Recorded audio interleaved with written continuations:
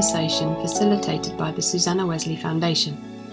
At the Foundation, we are a community of scholars and practitioners who promote dialogue, support research and create resources in order to equip churches and those who work in them, and to facilitate the building of flourishing community through transformative change.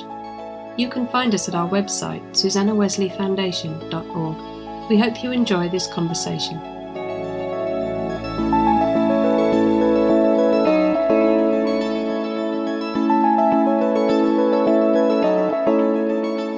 My name is Emma Pavey and I work for the Susanna Wesley Foundation, and this is the next in our series of podcasts for our theme Embodied Faith. And today I'm joined by Trey Hall and Gavin Mart, so I'm going to get them to introduce themselves. Trey, do you want to go first? Yeah, hi, I'm Trey Hall. I'm a Methodist pioneer and a minister, and currently serve as the Director of Evangelism and Growth for the Methodist Church in Britain. Though I'm obviously not from Britain, I'm American and served in America for the first part of my ministry, but have been here for about 6 years now. Great, thanks. And Gavin? Hi, my name's Gavin Mart. I'm a pioneer. I've been a pioneer minister for the last 20 years, and I've also worked for the Methodist Church at one point in my career. I'm now independent, I'm self-employed, and I'm currently a postgraduate researcher at Roehampton University and studying for my PhD right now. Excellent, great. So, the reason you're both here is because you both run as a practice, I guess. So I wonder if you could tell us a bit about what kind of running you do. I'm a triathlete first and foremost, although I've put my triathlons to one side for the minute and I'm concentrating on training for ultra distances. So I spend any free time I've got. I've just got in actually from a run. I thought I'd go for a run and be in the running zone for the running podcast. So, I'm always running. If I'm not writing or on Zoom, I'm up out the door running. This is my running friend. This is Idris the dog, and he likes the word run. So if I say run, he kind of jumps up for a cuddle because he thinks we're going to go out the door. He's my running partner, and we run in the hills and the mountains here of North Wales. And we're very, very fortunate, I must say. I'm 5 minutes from the beach here in Llandudno and 5 minutes straight up onto the Snowdonia range the other way. It's just a case of getting out the back door and running up into the hills. So the ultra marathon, is that the 50 miles or? An ultra is anything over marathon distance, technically.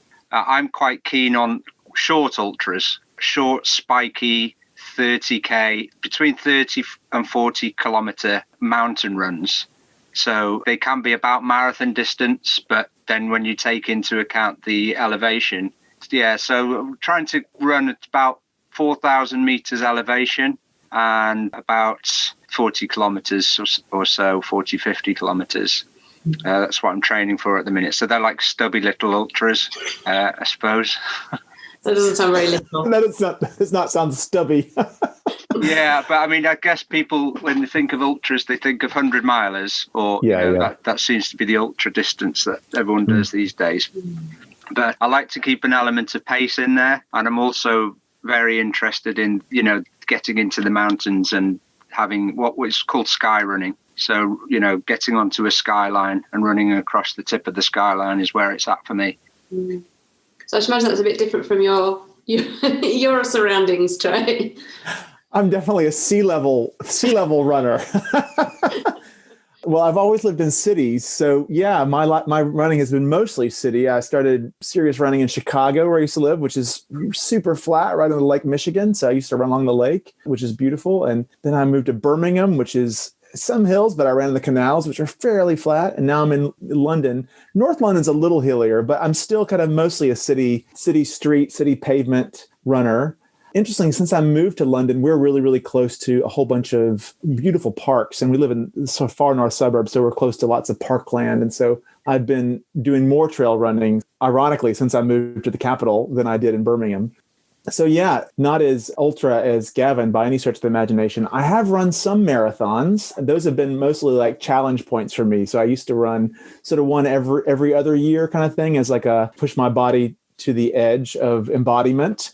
But these days I run 4 days a week-ish, somewhere between 20 and 30 miles a week. which is great, but it's not as intense as like in marathon training. And that works for me right now. Midlife 20 or 30 miles a week is great. Yeah, it's more than I do, I have to say. So would you say that your running then is solitary, or do you do the park run? Do you run with other people? Like, how does it work in terms of being on your own or being with other people?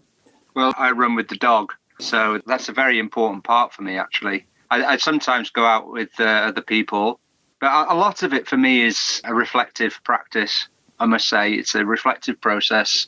It's important to have some company, some companionship, and having this particular dog, who is what we call a Welsh sheepdog, like a border collie, but a very particular rare breed for around here. This dog is designed to run on these hills, and that's very comforting, I think, to have somebody with you, because it gets a bit sketchy in places and a bit lonely when you're out for maybe 6 or 8 hours or something. It's nice to have somebody there just to talk to.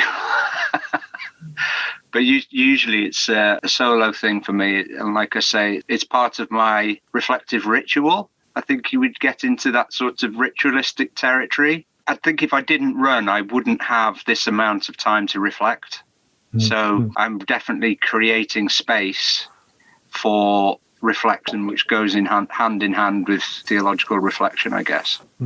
I'm mostly a solitary runner too. I used to run with my dog, who was a Weimaraner, also met for running. And he would run with me, he'd run 9, 10, 11, 12 miles. He's a blessed memory now. He died right before the pandemic at the ripe old age of 13. So I'm jealous of your companionship with your pup, Gavin, but I know that joy. I've been mostly a solitary runner. I started running, I had a really crap experience of when I first started running in high school. I went out for the cross country team. It was really like nerdy, bookish, kind of clumsy, not coordinated kid. And I went out. It was the first sport I'd ever gone out for. And I made it like 3 days into the practice, and the coach was one of these old school, like really humiliating shame-based coaches. And I hyperventilated the third practice, and he sort of made fun of me in front of the whole thing. And that put me off running for a couple of years, but I picked it back up in my 20s.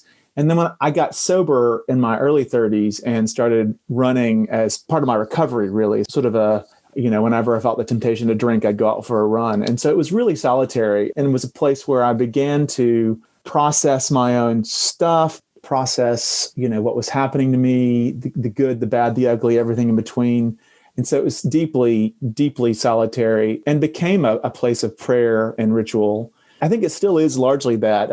I sort of resonate with what Gav was saying. Like, it is mostly primarily for me about my own encountering God, encountering self, encountering creation as a person. But when I moved to Birmingham from Chicago, I'd been in Chicago my whole adult life, and then my husband got a job in Birmingham, so he moved. And when I moved to Birmingham, I didn't know anyone. I knew not a soul except for my husband. And so I made the decision to join a running club in the city center, a LGBTQ running club. And so it was the first time in my life I'd run consistently with a group, and it was so different. It's almost felt like a whole different activity. Like, you're running with 40 women and men and trans folks, and you're running all over the city of Birmingham, and you're in this big kind of amoeba-like kind of thing. And it was so much fun. I made friends, but it was a very different activity from being on the streets in the monastery of my own head. So really, really grateful for both of those things. Yeah, I can imagine. So yeah, in a sense, you've got the community aspect, and then you've got the other more reflective side.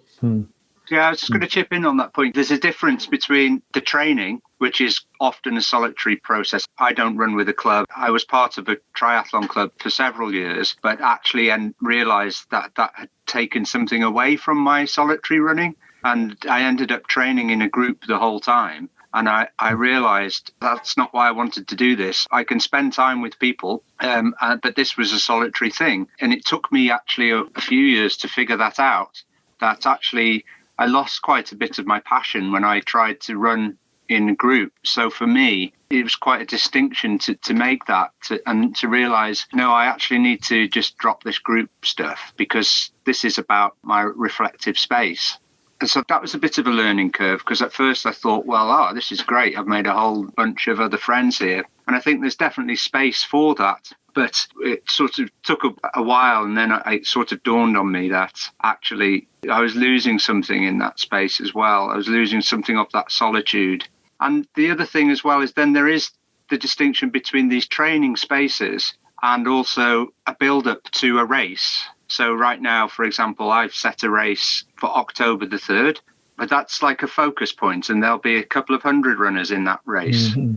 But, I set that back in January. I knew that I would have maybe the best part of the year training for that particular challenge, and that in that race, I would be looking forward to joining with a community of runners who had also been training for that particular challenge. It's quite a hard challenge. It's part of the World Series Sky Running. So people will be coming from all over the world, and they're coming here to Snowdonia to race on our patch. So we kind of get to train in solitary on these paths that some months down the line will be shared with an international community. And I just think there's something really exciting in that, and the build up towards that. I guess it's like if you train for a marathon and you spend your whole year training to get to an event where thousands of other people congregate for this occasion where you've all been working towards it. And then it becomes a celebration of your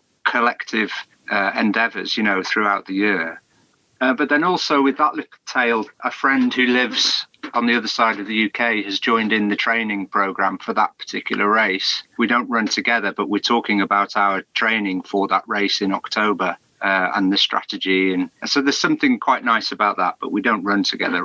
It's really beautifully put, because I think we were talking about like solitary versus running with a bunch of friends that's chatty and nattery and that kind of stuff. And those are very different experiences. But I totally identify what you're saying, Gav, not so much around running it in the sky in Snowdonia, but like that kind of third space of running a race with other people who prepared, which is solitary in some ways. Like you're not usually chatting in a race. I'm not, at least in a marathon. I'm not chatting. I'm still quite in my head in a contemplative way, but you're with all these other folks who are doing that. And I think about the kind of ecstatic or mystical or whatever encounters I've had whilst running. And some of them have been me in the forest and the pine trees, but many of those things have been, many of those experiences of what do you want to call them, celebratory or mystical, or where you're kind of on a different plane or in a different kind of field, have been amongst people who are not, what's going on? How's life? But sort of are in this zone. And I've experienced that in a marathon, of course, when you're coursing through, the streets of Chicago with 40,000 people. And, I always think of that famous Thomas Merton quote of him coming out of enclosure and being on the corner of two streets in Kentucky and sort of seeing this sea of humanity shining like the sun, and you sort of feel that. And you have a felt sense of that. I have a felt sense of that when I'm running in a race, even at park runs. I mean, Emma, I know you have Birmingham experience. I don't know where you are in the country right now, but like one of the biggest park runs in the UK is in one of the parks in Birmingham, and there are like 800 people in it running around the pavement. And I had this kind of experience of turning a corner once, and it's totally silent, being at the sort of in the first third of the pack one day, and it's really quiet and you're all running, and just we were on a stretch of the park where there weren't people clapping for us, which is a wonderful experience in Britain to sort of be at a race, have people clap for you. It's sort of an unusual cultural space. People are actually affirming you publicly. It's one of the only places that happens in Britain. It's like, oh, what's that noise? Oh, it's people clapping for you. It's very American, but not very British. But we were on this stretch of the park path where there weren't any clappers and affirmers. And so it was just the quietness of people running. And I remember I could hear the 40 women and men and folks around me sort of breathing in and out. And I had this image of like, this sounds so weird, like being a pack sounds so weird, like being a pack of horses just sort of running, and that was like, I just felt like animal in a really weird, beautiful sense. Like here we are sharing breath on this section of this park path. It was, yeah. I don't usually think about stuff like that when I'm sitting behind my computer at a desk. You know what I'm saying? Like it's a whole different space. Yeah, I'm wondering if there's like, thinking about embodied faith and spirituality, if there's like a ritual aspect to your running. There's plenty of things to smell. That's what you mean, yeah. There's a sense of packing a certain amount of equipment. Actually, if you do sky runs, you have a compulsory set of things you have to take with you. You have to take a survival bag. You have to carry a hat and gloves. You have to carry a certain amount of water and food and a map and a compass, and they check these things. So there's a kind of a little kit list that you have to take. There's a sort of a ritual to that, because when you're training, you take those things as well. When you go up into the mountains, you take, a small kit of thought through items. And there's something about that process. I study ethnography, and my sort of methodologies for research are ethnographical. And ethnographers really are geographers who would go out into the environment and take their kit with them into the research field. So, you can imagine a geographical researcher taking their various measuring devices into the mountains to measure the geography. It's the same with ethnographical research. You go out into the field of research and you take your research tools with you. It's a different way of looking at research. You're going into somebody else's space or some other space than your own, and you're going to sit there and be, well, in ethnography, we say being in and of the environment. So there's this little kit of stuff that you take with you. When I go running, I'm trying to develop this theology of running, right? So, and I'm trying to think very hard about how I'm being in that space, in these remote spaces, and how I'm observing and witnessing these spaces, if you like, and how I'm observing my feelings and my bodily functions. I'm observing the environment around me for changes in the weather and for the things that I can see. I'm observing the landscape and the lie of the land. So the things that, you take into that space are very important, because if you've got the wrong things with you, you're really going to have a miserable time sometimes. If the weather changes and you haven't got the right kit, you can get very cold very quickly or very wet, and you can become very uncomfortable if you haven't got enough food, or if you haven't got enough shelter or some gloves or a hat, and the wind turns, then, you can be in quite a predicament quite quickly. So you really need to think through the kind of things that you take with you. Obviously, if I'm just going for a run along the prom, it's great. I don't really have to think. I can just dash out the door, and it's a lot more freeing. And that's a different type of run. But for me, on my main, especially on the weekends, you have two sorts of longer runs that are a bit more considered. You really have to start thinking about what you're taking with you. My rituals are much less detailed. Maybe I'll ask Gavin a question. Is that okay? Of course. So I was thinking, as you were talking about the theology of running and the kind of precautions and awarenesses and attentivenesses that you need to have whilst running, out in the wilderness. And I was thinking about, I've done some hiking where I've had to be aware of that, but I've not done a lot of kind of extreme wilderness running. And I guess I'd be curious about, this feels maybe a little theologically more abstruse, but I'm just curious, Gavin, what's the difference between a theology of hiking in the wilderness and a theology of running in the wilderness? Like, how is it different? Well, there are a few similar basic analogies which you can draw straight away. There's the idea of embarking and setting out. Theologically, there's a lot of analogy that can be drawn. There's the idea of learning the map before you go. You'd have to do that if you go on a hike. I mean, you could just head out for a walk. That's fine. But if you're trying to do a particular path, or when we're trail running, we're often following a small, narrow trail, which can lead off in several different directions.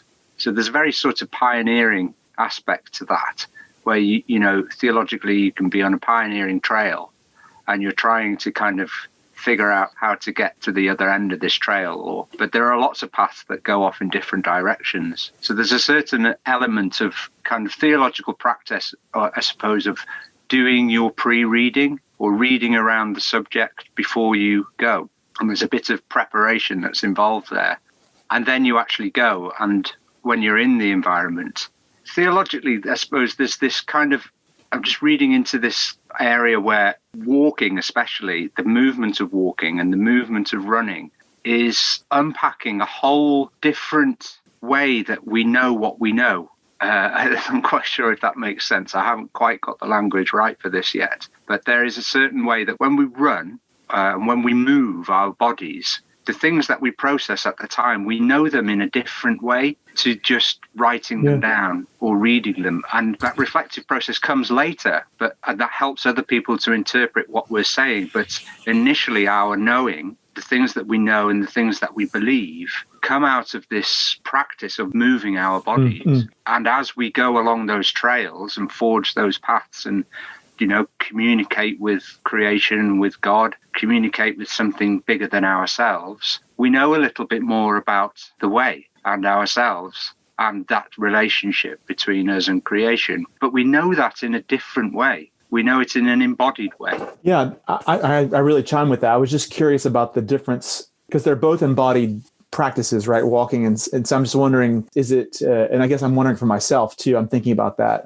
Is running just walking plus extra, like a heightened sensorium or more kind of free drugs from God because of what your brain does when it's taxed that way? And so you get, I know there's relationships, but they do feel like very, very different actions to me, I guess I'm agreeing with you and just and wondering what the difference is. But well, it's a really good question actually, because you're making me think, because there is a difference to running than walking along a path. Oh yeah. It's more dangerous for starters. Maybe that's part of the theological difference. You have to, but there's a thing called the thing about flow which comes into it as well. And when you're walking, you kind of get into a nice meditative rhythm. You have a relatively low heart rate, probably about 100 BPM. When you're running, you have different zones of heart rate. So, you try and run in zone 2. Like there's an ultra runner. The longer you can stay in zone 2, which is between, depending on how fit and how heavy you are, up to about 133 beats per minute with your heart rate. Yeah. And if you want, you might find yourself at a particular part in a race where you go right up to zone 4 or maybe into zone 5 if it's a particularly quick race. But when you're in zone 2, it's about zone 2 and 3 is about a flow, a meditative state, which is similar to the kind of meditative state you're in when you're walking. But it is that little bit extra because your body needs to stop thinking about everything that it thinks about. Yeah. At 60 beats per minute, you can process so much more. You can process so much less at twice that heart rate. So you actually go into a dreamlike meditative state. So you don't so much think about every footstep, but you have to watch every footstep because you might twist your ankle. So you need to kind of think about 10 footsteps, but watch everyone through. But you're not quite thinking about every step because there's so many. There's an element of trust that comes into landing your foot strike. You just have to trust that you can take that foot strike at that angle and move on to the next one. But also you're kind of elevated in a sense of your heart rate is managing so much more. So you're in a different conscious state. It's funny. I hadn't thought about it in terms of, that's really, really interesting because I think I don't run on mountain paths very often. So I'm not having to think as I'm running the pavements of the park, about where I put my feet necessarily. But yeah, like I often come back from a walk, I'll feel refreshed and it's good to breathe in fresh green air, that kind of stuff. But walks don't often take me outside of my head, outside of my rationalistic, critical thinking head, but runs do. And that's interesting about sort of that being that part of your critical thinking being shut down. And for me, in a positive way. I mean, it's like I come back from a run and the kind of problem-solving brain that I live in lots of the day and need to, it's not a bad thing, that's been disabled or dismantled or gotten underneath while I'm running. But it's interesting, you connect that to some sort of physiological stuff around your brain. The energy goes someplace else because the energy has to be concerned with other things than thinking about, how you're going to write this particular paper or whatever. So, well, there's a liminal state that you enter into. Yeah. And it's the same liminality that there's a metaphor with pioneering, I suppose, that when you're in the flow in pioneering, you've got a project and you're running with it. You feel that's the right area to be walking into and you trust that that's the right way forward. With running, it's a similar kind of state. It's a liminal state where you're getting out of your own head and into the area of the shamanistic, if you like, to use a sort of modern metaphor. But you're leaving yourself behind and sitting on top of a flow where you are not in control anymore. You are joining in with creation's flow and creation's state, and you're entering into that space where it doesn't really matter what you think anymore. You can't argue your way out of it analytically. You're just in it. And I really enjoy getting into that space, because also what's happening is subliminally, you're processing a lot of the things that you have taken on, like I say, at your normal heart rate in your normal day. So especially if you're spending a lot of time reading theology and not understanding it, getting fed up. And, when you're reading books and you're trying to kind of understand what people are thinking about contemporary society, and it's not really going in, you might outwork that in an essay, but you can also outwork a lot of that stuff subliminally while you're running. It just kind of processes itself. And you pop back after the run and think, well, I actually think this now. I've kind of processed that stuff. Oh, too right. I mean, I think theology, as it's often constructed, is quite egoic space. It's rationalistic, it's critical, and that's not better or worse kind of thing. It just is. But what you described in that shamanistic kind of thing, as you say, is the definition of a mystical experience where the ego, is surrendered willingly or taken, depending on how you experience it from you. So yeah. I mean, I think there's been a lot of really good work theologically around contemplation and theology, which tries to sort of avoid those kind of categories of, or to sort of blend those categories, like Sarah Coakley's work, Ash Coxworth's work around like theology as prayer. So I think that's the terrain we're in, which is so much, to my mind, to get really super mystical. That's where like the whole thing, at least speaking for myself, it's not only that I'm subliminally processing something, which I think I am, and come back with a new answer or a fresh response. It is that. But I also think there's access or a realization of the always body of Christ or oneness of creation that is always just true, kind of objectively, right? That is, well, in my opinion, that's just that's the reality. But we don't have access to that normally behind our computers reading Augustine or whoever you're reading, But when you're running, you do get access to that, and you're helped maybe by all these folks and animals and the creation that you're connected to. You get to tap into that collective truth or unconscious, which is way beyond you or the I. Anyway, Emma, is this where you wanted to go in this conversation? Fine, yeah. I got to go running with Gavin. This is what I know. I want to go. Voluntary practice. I won't talk to you. We'll just run next to each other. But also, just tying it to the theological, there's a sense of, with theological practice, what we do is we take little baby steps all of the time in our understanding. So we put little building blocks together of our understanding. And in the academy, that's what the academy does. It kind of builds up little pockets of truth, and we build that up and form theology out of that. I mean, that's what systematic theologians do, I'm afraid. Yeah. But in running, there's a similar sense of that building. Just as the words on the page follow the word after word, which builds a line and a sentence, so do our footsteps, especially as we break our way along a new path. As we run in the mountains, there's a very nice analogy of kind of forging or building a new route, building apart our own experience along that route, simply by placing one foot in front of the other as we work our way through the winding paths. In the same sense, we're moving forward and reaching towards a new outcome. It strikes me as well that what I'm hearing is there's a sense of stillness when you're moving. Would that be a good description? Yeah, there's very much a sense of centering, that still point, if you like. Dancers talk about the still point. There's a lot of theology around dancing, and, my mum would talk about this. She was a dancer. And she loved this idea of the body moving to a still point. And it's in that still point that we meet our creator. The creator is waiting for us in that still point. And actually, it's in the flow that we reach that still point and we experience that feeling of being at one with something bigger than ourselves, to use non-theological words, which are more helpful perhaps in society.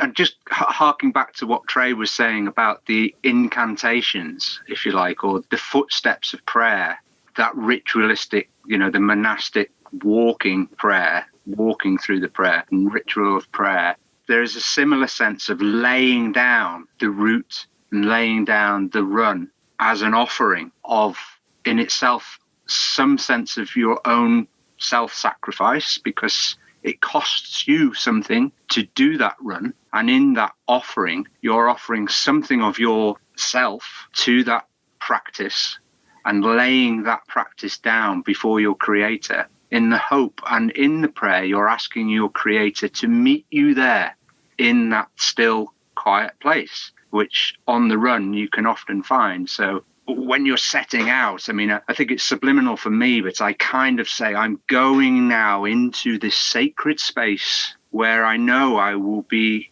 closer to you. It will be a thinner space.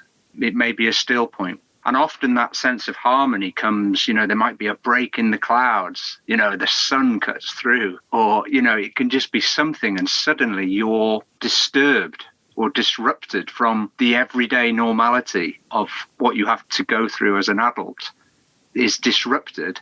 And there is a rupture in space, if you like, where you get to just hang into that still point and lean into closer to your creator somehow. Really beautiful. I love that. I don't know that I would think of it as stillness, though.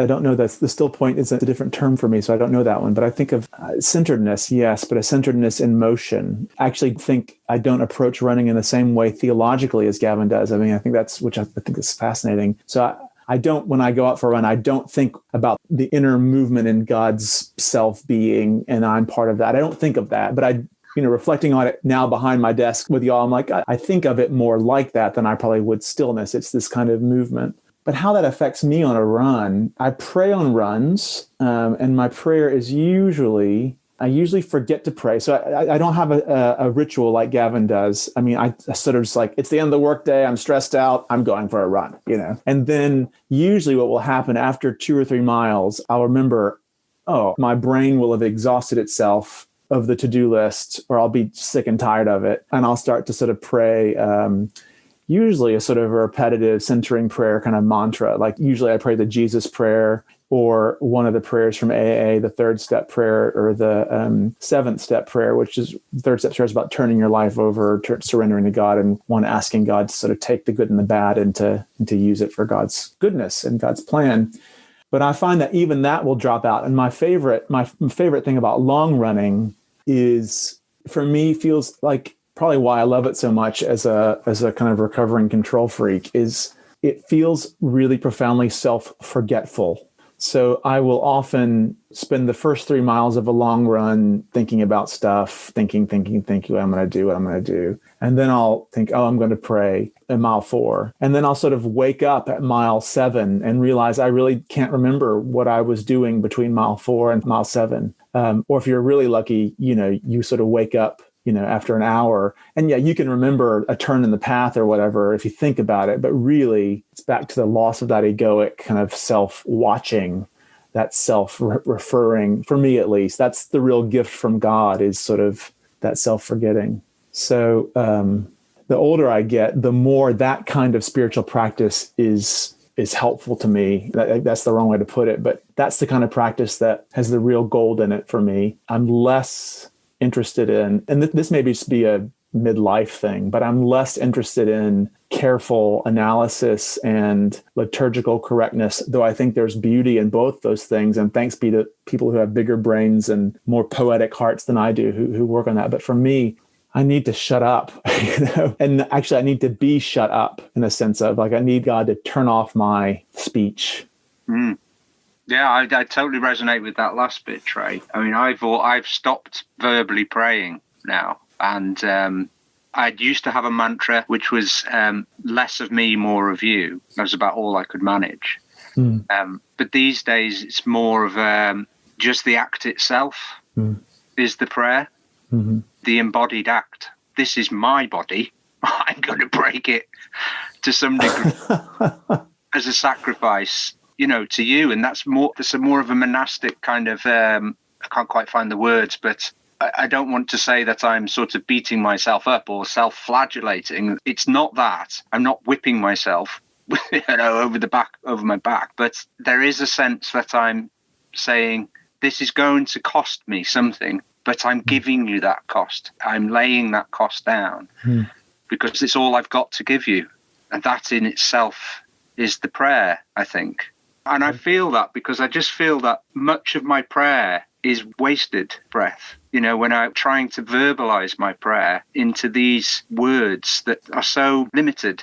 I don't want to pray with a request list anymore. And I don't want to just turn up to God with a whole load of human sort of words. Because I know that's not good enough. And there's something that my dog doesn't do that, but I know my dog has a relationship with his creator, and the joy of my dog running in the mountains is surely enough for God. And it was just groaned at me when I said that. And in the same way, it's kind of like I want to have that kind of playfulness with God, so much so that I'm just going to go for a run now, God. Even saying that is kind of like limited, isn't it? But I'm kind of wanting to say to God, I'm going to go and be with you now in this time. There's an element of sacrifice in it. I'm going to try and find the joy in it. I'm going to think about some other people while I'm doing it. And that's the prayer. There's an interesting balance then between a sort of effort and grace in what you're doing, maybe. What you said, Trey, made me think of the difference between running away and running towards. It sounded like your run slowly moves from running away from the day to running towards. Is that true? Yeah, I think so. Without it being a prescriptive, that's what happens. I like that. The work and grace balance, how does that fit for you, Gavin? Because that came more out of what you were saying there. Well, the grace element it sits with us being able to accept our own story. We need to have the grace. We need to be graceful to ourselves to accept our own circumstances. That in itself is an act of grace. Trey talked about the 12 steps there to some degree. And within the 12 steps, there's a certain acceptance of I am an alcoholic. That's the first step, right? Pretty much, yeah. And so in this kind of church of AA, if you like, it's the kind of first step is to kind of, I have to accept my own condition as a human. This is my circumstances. Now, if I don't accept that, if I'm not graceful to myself, then somehow I'm denying God my story. This is the story God has given me. And the grace element in that is kind of saying, well, I want to accept that this is who I am. And I want to kind of retell that story of who I am during this run. So in the reflective cycle of the run, the story is allowed time to unfold. This is the story of my life. These are the things that are happening to me right now that are affecting my story. I accept them, I accept the people who have sinned towards me. I'm sorry for the people I've sinned against. These are my transgressions.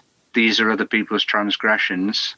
They sit within that flow. And in the theology of running, we're starting to accept our own stories and make peace with our Creator during that time. So it's an outworking of our own story, but it starts with grace. And with us being graceful to ourselves and accepting our own condition, then we can also accept God's grace and walk into God's grace. Or run. Yeah, I'd like to think Jesus was a runner. That's what he was. He was catching up on the Emmaus Road on Easter Sunday, catching up to the folks who were walking, trying to figure out what's going on. Gavin, is that you just described sort of, it sounded to me like as you're describing it, sort of quite a narrative process and something that was quite deliberate. But I was wondering if you experience it in that kind of deliberate, a cyclic kind of way, you're working through those kinds of things you described, or is that something that just sort of happens as it happens and your job is to sort of let it happen without trying to work through a script of these are my transgressions, this is my sin, etc.? Or is it a program that you're actually kind of working through on a run? I think it's the theory behind that has evolved over years of running and trying to think about why I'm running. So I've kind of reflected on that. Is it a ritual now? No, I'm actually thinking about the run. I'm preparing for the run. And because they're quite long runs, they need that sort of element of preparation. But once you're into the run, I'm very, very aware that I'm actually having some sort of communion with God. That's the deal. That's why I'm doing it, which is why, as you said, when I started running with the group, I lost that sense of communion because I wasn't creating the space for that sacred side of it. So now, yes, I'm not thinking, okay, now we're going to move into step 3. I mean, you could do. That would be quite a nice thing to do. I don't, but I think that would be a nice way to think about a run. And also with the heart rate zones as well are quite instrumental in that as you move through the zones. So now I've just done like an interval run, and there are very distinct zones that you go into. You know, the last zone I went into was anaerobic. So for that 2 minutes of anaerobic push, I was out of it. So you could quite easily slot that into some theoretical model, I'm sure, but I don't. Do you think there's a need to develop a certain skill in running before you can experience it this way? I mean, you're talking about, mile 7, mile 10 being out for an hour, and, some of us would struggle to run for about half a mile. So do you think that it's accessible to people who only run a short distance, or do you have to get past that kind of level of skill before you can kind of settle into it? No, this is free for anyone. This is an open access platform where you can jump in at any level. You just go out for a run, and what happens is you free your endorphins and your chemical makeup starts to change, and you have an experience that is totally relative to the level you're at. That's it. And, so I think this is open to anyone to engage in at whatever level and take it to whatever level you want to, sure. I think I would agree kind of in principle, like what Gavin said, but I know that when I first started running again, I think you get different experiences at different parts of the journey, so I definitely experienced running in a very different way when I was trying to sort of chug through 2 miles without coughing my heart up, and that's a spiritual experience. It really is, which is much more, at least for me, was about will and like, I can do this. The self-talk is very different. It's like the last mile of a marathon. The self-talk is, you can do this, you will do this. It's very, very egoic, right? And it has to be, because you're trying to, I was at least, will your body to do something it hasn't done before. So that's a spiritual experience. But for me, when I got past a couple of 3 miles, and when my body was aligned enough to be able to do that without nearly falling apart, then there's a different kind of experience. Okay, yeah. Yeah. That's not to say everyone should go out and try to run 5 miles or 10 miles or anything. I mean, people have to trust their own bodies and their own calling. But for me, there's something, I think it's just like anything you do longer, you get to inhabit it more fully. So, whether that's surfing or knitting or art or, the more you're in it, the more you see different dimensions of it. But that's not a moral category, obviously, or a better or worse, or like, necessarily about being a sage or a novice, though you could make those comparisons. But I think there's a difference. There's an element of privilege, I think, there as well, right? I mean, for you to go running on your own in deserted places or in the dark or something like that, I mean, neither of those are things that I think I would want to do as a woman. So do you think there is an element of privilege to the running that you do? Absolutely. I mean, I think, and not just around, people of color, I'm thinking of the States killed for running through neighborhoods, so, that is a privilege of one's race, one's gender. I mean, obviously, our bodies may be differently abled. So some people wouldn't be able to run, so you have to consider those power dimensions. Absolutely. I think there's an element of where you run.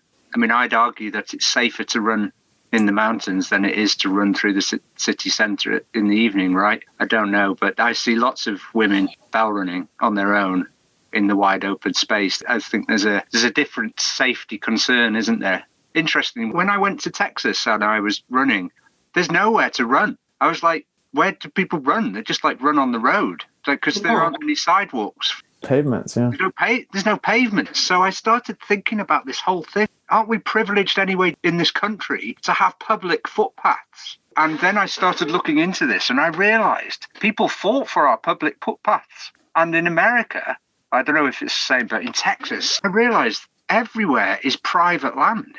Everywhere is owned by somebody. So there aren't these kind of footpaths where you can just run across somebody's estate. Whereas in Wales or in the national park, I'm just going to go in that direction because I fancy it. There might not be a footpath, but I am allowed the, right to roam. And then locally in the, suburban areas, there are still footpaths that are public rights of way. And this is fascinating when you start to look into the old parish system where the parishioners would beat the bounds on the edge of the parish to delineate paths that allowed them well, A, to delineate where the parish was, but B, would allow them to walk to work. The footpaths would allow the worker to walk from their home to the field, to stop the overlord from saying they weren't allowed to get to work. And these things have been hard fought for. It's funny too as well, isn't it, that running is a thing that you go and you do, and it's an activity, whereas our ancestors, of course, it was just, living. Yeah, or like my mum said, your granddad, he ran to work, not because he wanted to keep fit, but because people ran to work. Yeah, I just listened to a podcast from this physiologist at Harvard who's a runner, and he was saying, sort of talking about running in the pandemic, because people have tried to sort of compensate for the lost exercise, particularly those who aren't continuing to work in the same way. And he was saying that running, with some exceptions evolutionarily, but running is a pretty modern invention as a thing. People didn't run he was saying, I'm not a scholar, but he was saying people didn't run. It was a very unusual thing because people got their exercise by, actually working. Yeah. So anyway, he was talking about it being a sign of, this is complicated too, because obviously there are different people in all parts of the world who were running, hunter-gatherers and that kind of thing. But he was saying running is sort of an activity of those who have excess, who have energy to spend. And I think, we talked about privilege, and it is a privilege. And we're also stuck, a lot of us, sitting all day, which is bad for us. We get to run around. But I was thinking, about what you were saying, that the stories in the Bible then of running is why they would have stood out. Their audience, like the father of the prodigal son running to meet, it would have been very striking and dramatic in that story. Is there anything else as we close in thinking about running and embodied faith that you'd want to comment on? I think to harken back to what Gavin was saying about you are where you are, and the experience is the experience you have based on your own set of circumstances. I think that's right. And I wish I could go back to that 15-year-old kid, that 15-year-old Trey, when the real old school coach was shaming him and be like, dude, it's all right that you hyperventilated. It's fine. I wonder, I've had a good life. I'm grateful for my life, but I'm sad that I felt cut off from sport and embodiment and being in my body as an awkward teenager by an experience that I experienced as shame, right? And so I would say, obviously, lots of people feel shame about their bodies in general, their bodies in movement. Is my body to this? Is it to that? Is it so all that kind of stuff? So I think that just to be aware of that and attentive to that. So anytime you start an embodied practice, some of the stuff that you might have buried or repressed may start to come up, and you might think, oh, I don't look good in this pair of shorts, or I don't feel, so all that stuff comes up, and that's okay. And not to shame yourself for having those shaming feelings. So sort of just to be attentive to it. And to see what happens as you kind of, as Gavin was saying, this is your story, this is your body, this is you in this, and the way you engage it. I'm on these runners apps, and people are always saying it's quite common, oh, you run so much faster than I do. And I was like, well, it's all relative, because I'm saying to my friend, you run so much faster than me, and it's all, the point is that we're running, Yeah. And I think I would say that for all humans, the point is that to go back to the point of this podcast, the point is that you're taking steps towards a more healthy, spiritually awake embodiment in your actual life, not someone else's that you're trying to pretend to be. Mm-hmm. Well, I'm glad that we managed to get your closing thoughts, because that was really nice. Thank you both for this conversation. It's been really fascinating. And I'm not a runner, but now I'm quite tempted to have a go. So maybe got one convert there. There we go. Running evangelists. We press on running the race. Thank you very much for your time. My great pleasure. Thanks for the invitation, Emma. And lovely to talk with you, Gavin.